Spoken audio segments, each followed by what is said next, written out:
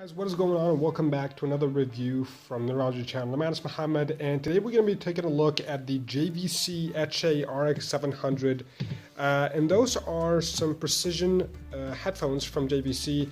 Usually what is known about JVC is that they're capable of delivering amazing value for the headphones, low prices, incredible sound, and insane durability. I mean, I still have the JVC XX Explosive earbuds from 3 years before. I still own them. They still exist. They still live. That they haven't.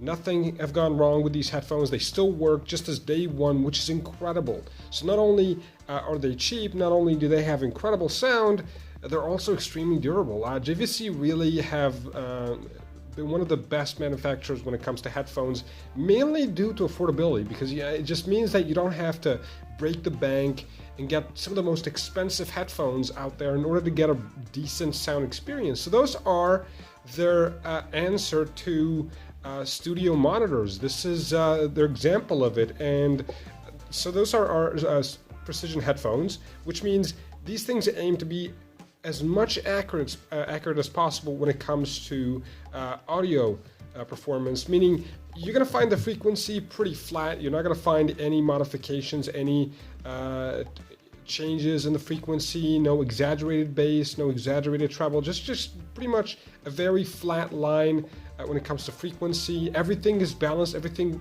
sounds exactly the way it's supposed to.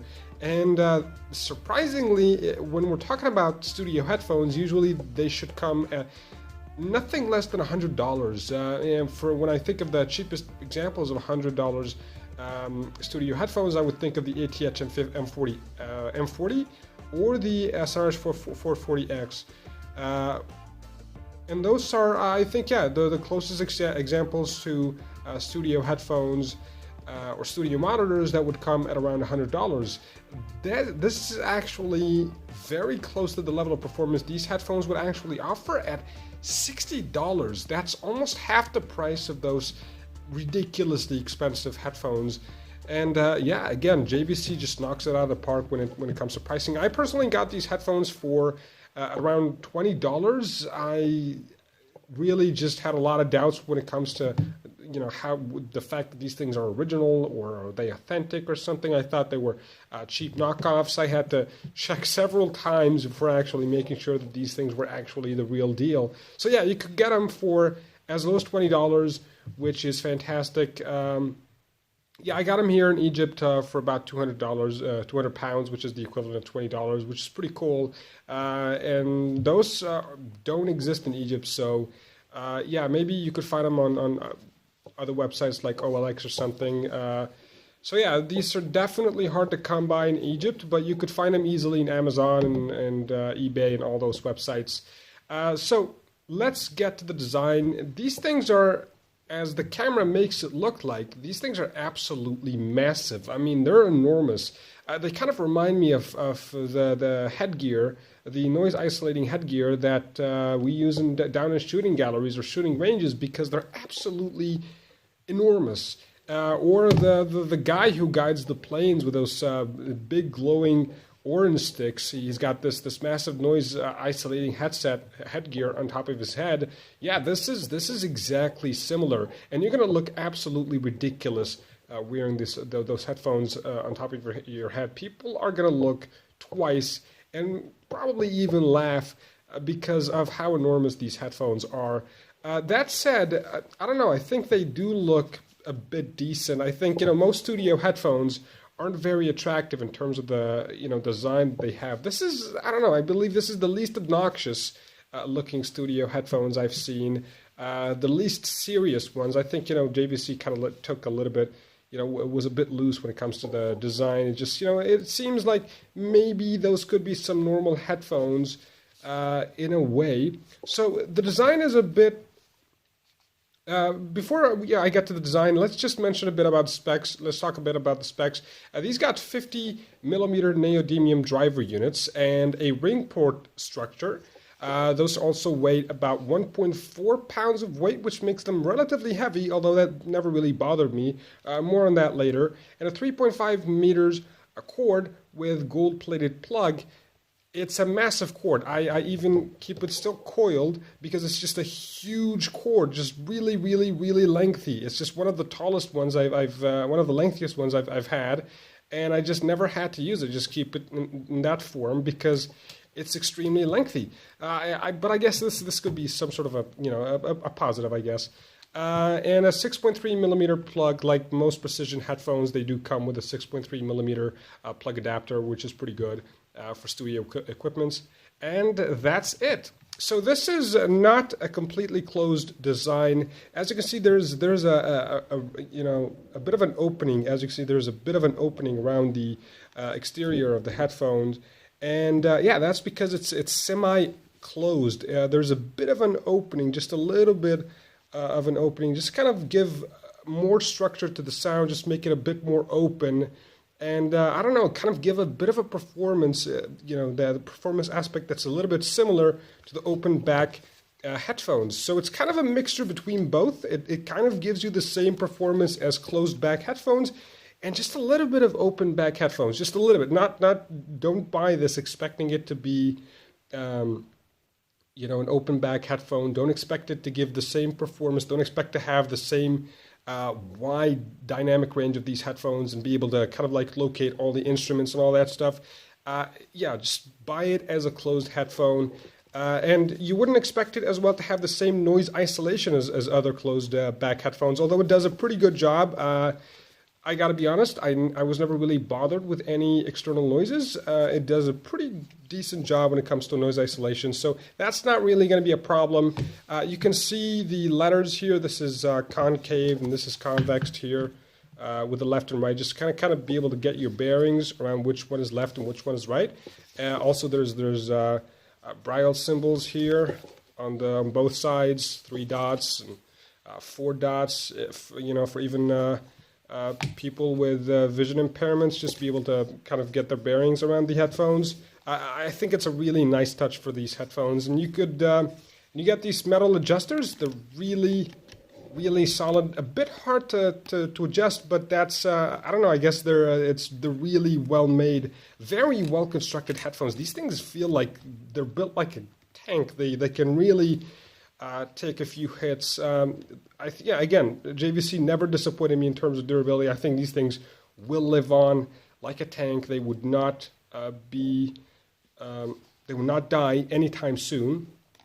And no external wiring at all, so this is nice. I've had some encounters with some other studio headphones with some external wiring, which was a bit bothersome. This is all just kept clean, and it's all just internal. And there's this spongy headband here. It's really nice, really comfortable. And again, the ear pads are very plush, very comfortable.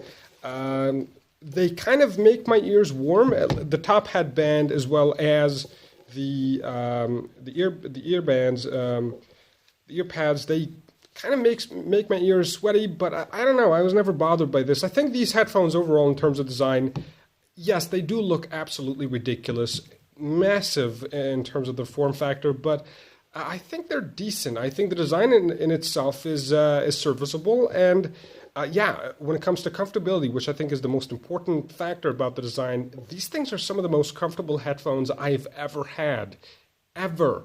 I think one of the main negatives of studio headphones is that they're not always super comfortable. I've had my experience with the SRS440, and I just didn't think it was that much comfortable. It was really painful. This comes through like just a breath of fresh air, because it really is one of the most comfortable headphones I've ever had. Yeah, sure, my ears get a bit hot, but I've rarely ever used headphones that do make that doesn't make my ears hot.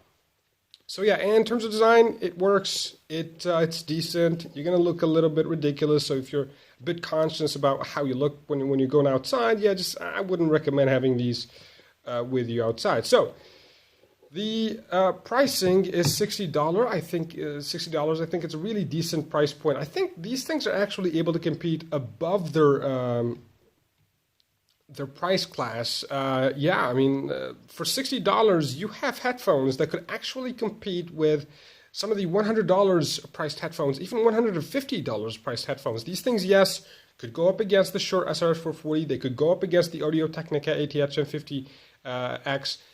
Here's the thing, here's what I would compare it in a way I would, yeah, sure, these headphones would give the same type of performance. They would give, yeah, the same exact, you know, style of performance. Yeah, it's a balanced headphone, no exaggerated frequency, just everything is done right. It's precise. So it's going to give a very similar performance to these studio headphones and at a very close level. Like you could, if you made a comparison between this and the AT-HM50X or the Shure SRS440 or any other studio headphones, maybe the Sony MDR 7506, I don't remember the model specifically. If you made several comparisons with these headphones, you're going to find these headphones actually close to 90% of the performance. You're going to, yeah, like 90% of the performance of these headphones, this is going to reach it. So it's going to be pretty close. So yeah, would I pay $60 on these and get 90% of the performance of the more expensive headphones, or would I have to pay almost double the price to get just a 10% increase in terms of performance? Yeah, I think this is a much more just a better value for the money. It's just it's very close in terms of performance, and it gets the job done. Yeah, I think in terms of value, it's great, and it's able to really just give a fantastic level of performance. The sound, as I said, it's really balanced. It's there are no exaggerated frequencies. Everything sounds just super balanced. It's great. It's really balanced. There's no exaggerated bass, no exaggerated treble. It's just everything is just exactly the way you should hear. And a little bit something just that I noticed a little bit about these headphones is that they just seem a little bit relaxed. You know, when it comes to the sound performance, they just seem a little bit relaxed, not really like super precise when it comes to, you know, sound production. Because one of the things I've noticed about the Audio-Technicas and Shure is that they just kind of really just pretty much reproduce every sound exactly the way it was produced. So that way you would be able to hear exactly, you know, the sound or whatever the song, exactly the way it was recorded. So this would kind of show the imperfections of the song. This seems to be a bit relaxed, a bit, you know, brought back a notch, because you can't hear the little imperfections, or like they're not as exaggerated as they are with the more expensive headphones. So overall, you would hear a really good experience with songs or anything, or audio in general, and you wouldn't have, you know, imperfections in those audio tracks wouldn't really bother you, because these things are kind of like brought back a notch and just not, you know, like not really super precise the way the Audio-Technicas of the Shure are. I mean, you're going to be able to get a performance up to 90% of performance with these headphones, and for $60. Again, the pricing point is one of the most attractive points about these headphones.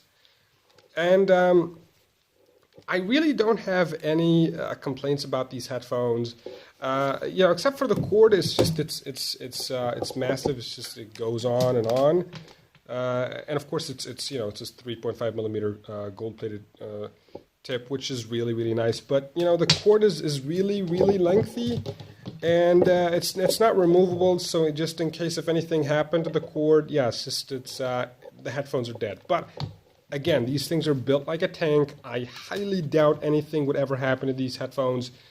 Yeah, but otherwise, I really don't have any complaints about these headphones. They're fantastic, and I think that the value for these headphones are absolutely phenomenal. You get headphones that are able to compete with some of the best headphones in the industry for $60. Again, JVC really knocked it out of the park. This is what they specialize in. They specialize in delivering incredible audio for a relatively affordable price. You don't have to really break the bank in order to get some really decent headphones. So that was it for the review. I hope you guys enjoyed it. If you have any questions about the headphones, do put them in the comments down below. And if you want, like and subscribe. Thank you for watching. I'll see you soon.